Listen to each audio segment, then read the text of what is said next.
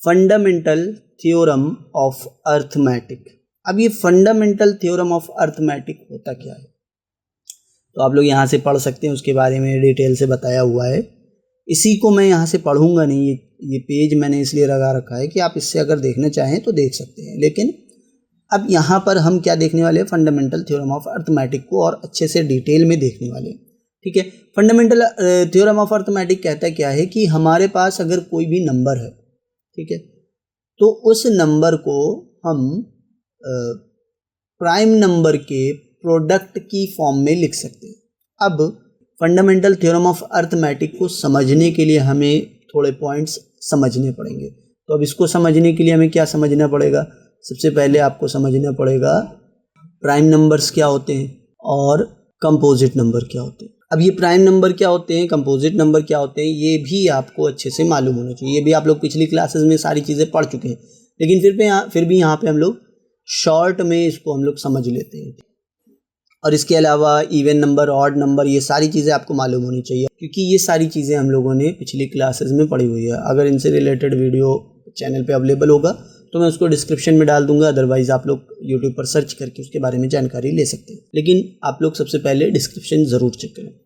अब वापस आ जाते हैं अपने पॉइंट, जो कि है प्राइम नंबर या कंपोजिट नंबर। प्राइम नंबर या कंपोजिट नंबर क्या होते हैं, देखिए कोई भी नंबर, जैसे मान लीजिए हम 1 से 10 तक नंबर लिख लेते हैं, 1 2 3,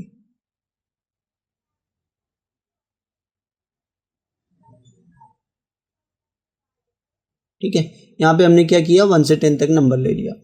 अब ये जो 1 होता है, ये 1 किसी नंबर के टेबल में नहीं आता, सिर्फ 1 के टेबल में 1 आता है। इसी तरह 2 1 के भी टेबल में आता है, ठीक है ना, यानी 1 के टेबल में 2 आता है और 2 के टेबल में भी 2 आता है। आगे 3 किसके टेबल में आता है, 1 के टेबल में आता है और 3 के टेबल में आता है। 4, अब 4 1 के टेबल में भी आता है, 2 के टेबल में भी आता है और 4 के टेबल में भी आता है। 5 को देखिए अगर, तो 5 1 के टेबल में और 5 के टेबल में, ठीक है। और इसी तरह 6 हमारा 1 2 3 और 6, 7 1 और 7 के टेबल में आएगा, 8 1 2 4 8, 9 1 3 9, 10 1 2 5 10, ठीक है। अब यहाँ पे आप लोग देख सकते हैं कि ये जो 1 से लेकर के 10 तक नंबर है, ये किसी न किसी नंबर के टेबल में आते हैं। यहाँ पे मैं बोल रहा हूँ कि ये किसी न किसी नंबर के टेबल में आते हैं। एक्चुअल में ये किसी न किसी नंबर से डिवाइड हो सकते हैं, और ऐसे नंबर जो इनको डिवाइड करते हैं वो इनके फैक्टर कहलाते हैं, ठीक है। तो ये भी सारी फैक्टर, मल्टीपल, ये सारी चीज़ें आपको मालूम होनी चाहिए। फैक्टर्स क्या होते हैं, मल्टीपल्स क्या होते हैं, ठीक है। तो ये भी हम लोग पिछली क्लासेस में पढ़ चुके हैं। इनको और डिटेल से अगर जानना है, यहाँ पे मैं बता देता हूँ शॉर्ट में, लेकिन और डिटेल से जानने के लिए आप पिछली क्लासेस के से रिलेटेड, यानी फैक्टर से रिलेटेड और मल्टीपल से रिलेटेड वीडियो ज़रूर देखें, ठीक है। अब ये जो फैक्टर्स होते हैं, फैक्टर्स क्या होते हैं, तो मैंने आपको बताया कोई भी नंबर जो हमारे पास नंबर है, जैसे यहाँ पे हमारे पास क्या क्या नंबर है, 1 2 3 4 5 6 7 8 9 10, यानी इन नंबर्स को डिवाइड करने वाले नंबर, यानी 10 को जो भी नंबर डिवाइड करेगा वो 10 का फैक्टर कहलाएगा।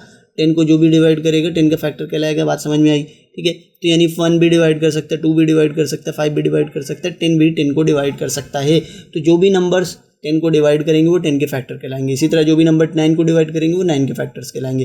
तो फैक्टर्स वो नंबर होते हैं जो किसी दिए हुए नंबर को, यानी हमारे पास जो नंबर होता है उसको डिवाइड कर सकते हैं। अब मल्टीपल क्या होता है, मल्टीपल भी आपको मालूम होना चाहिए, वो आगे काम आ सकता है, ठीक है, और आएगा ही।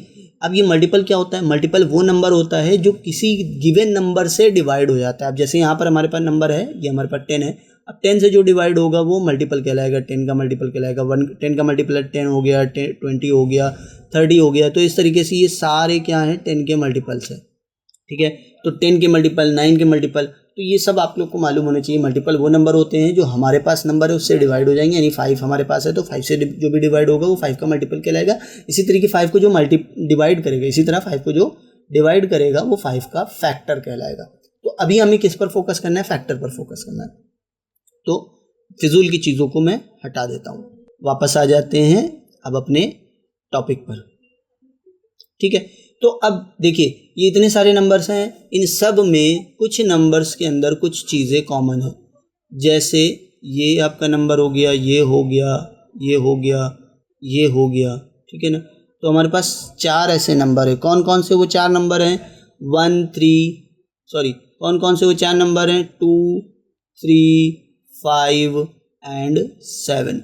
तो इन चारों नंबर्स में कुछ चीज़ें कॉमन हैं। क्या कॉमन है? सबसे पहली चीज़, इन सभी के पास 2 फैक्टर्स हैं। देखिए इसके पास भी 2 फैक्टर है, 2 फैक्टर्स हैं, 2 फैक्टर्स हैं, 2 फैक्टर्स हैं। बाकी के पास 2 से ज़्यादा फैक्टर्स हैं, ठीक है। और एक और इनके अंदर कॉमन चीज़ है, वो क्या है कि ये या तो खुद से डिवाइड हो रहे हैं, यानी इनका फैक्टर ये खुद हैं या 1 है। तो ऐसे नंबर्स को हम लोग बोलते हैं प्राइम नंबर। और इनके अलावा जिनके पास मोर देन 2 फैक्टर्स होते हैं उनको कंपोजिट नंबर बोलते हैं, ठीक है। तो लगभग आपको प्राइम नंबर्स या और कंपोजिट नंबर समझ में आ गया होगा। तो इनको आप अच्छे से याद रखिएगा, प्राइम नंबर क्या होते हैं, कंपोजिट नंबर्स क्या होते हैं, ठीक है। और अगर आपको नहीं समझ में आता है, इसको और अच्छे से समझना है, तो इससे रिलेटेड वीडियो के लिंक मैं ज़रूर अगर चैनल पे अवेलेबल होगा तो डिस्क्रिप्शन में डालूंगा। लेकिन पहले आपको डिस्क्रिप्शन चेक करना होगा। डिस्क्रिप्शन में अगर वीडियो है तो आप उस वीडियो को ज़रूर देखें और सारे वीडियो को देखते जाएं। डीप नॉलेज अगर आप लेते हैं मैथमेटिक्स में तो आपके लिए मैथमेटिक्स बहुत इजी हो जाएगा। अदरवाइज़ मैथमेटिक्स आपके लिए बहुत ज़्यादा डिफ़िकल्ट होने वाला है, ठीक है। तो प्राइम नंबर और कंपोजिट नंबर आपको समझ में आ गया। अब कंपोजिट नंबर से हम लोग आसानी से समझ सकते हैं फंडामेंटल थ्योरम ऑफ अर्थमेटिक को। अब जैसे यहाँ पर कुछ नंबर लिया हुआ है, ये लिया हुआ है 1771, ओके। अब 1771 हमारे पास जो नंबर है, इसको यहाँ पे मैं राइट कर लेता हूँ 1771। अब इसमें आगे इन्होंने इक्वल का साइन लगाया है और क्या लिखा हुआ है 7 × 11 × 23, ठीक है। तो इसका क्या मतलब है कि 7 को अगर 11 से मल्टीप्लाई करेंगे और फिर उसको 23 से मल्टीप्लाई करेंगे तो वापस से हमारे पास ये आ जाएगा, ठीक है। तो बिल्कुल सिंपल सी बात है। तो यही आपका फंडामेंटल थ्योरम ऑफ अर्थमेटिक कहता है कि हमारे पास अगर कोई कंपोजिट नंबर है, तो कंपोजिट नंबर याद है वो नंबर जो किसी दूसरे नंबर के टेबल में आए, ठीक है, या जिसके पास मोर देन 2 फैक्टर्स हो, वो नंबर हमारा कंपोजिट नंबर कहलाएगा।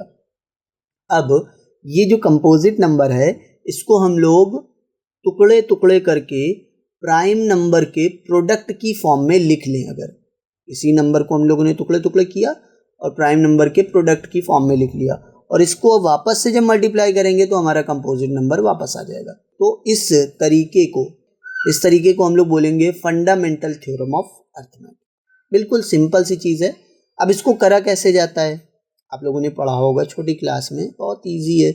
छोटी क्लासेस में हम लोग को पढ़ाया जाता है और हम लोग इसको LCM बोलते हैं, लेकिन एक्चुअल में ये LCM नहीं होता है, इसको हम लोग बोलते हैं प्राइम फैक्टराइजेशन, यानी किसी नंबर के प्राइम फैक्टर्स करना। तो सबसे पहले हम लोग इसको करते कैसे हैं, तो इसको करने के लिए आपको याद होना चाहिए सारे prime numbers 2, 3, 5, 7, 11, 13, 17, 19 and so on, ठीक है। तो इस तरीके से हमारे पास बहुत सारे प्राइम नंबर्स हैं। तो हम बारी बारी क्या करेंगे, इसको कोशिश करेंगे कि किसी प्राइम नंबर से डिवाइड करें। तो सबसे पहले 2 से करते हैं, 2 से डिवाइड नहीं होगा। ये डिविजिबिलिटी के रूल आपको मालूम होने चाहिए, डिविजिबिलिटी के रूल आपको मालूम होने चाहिए।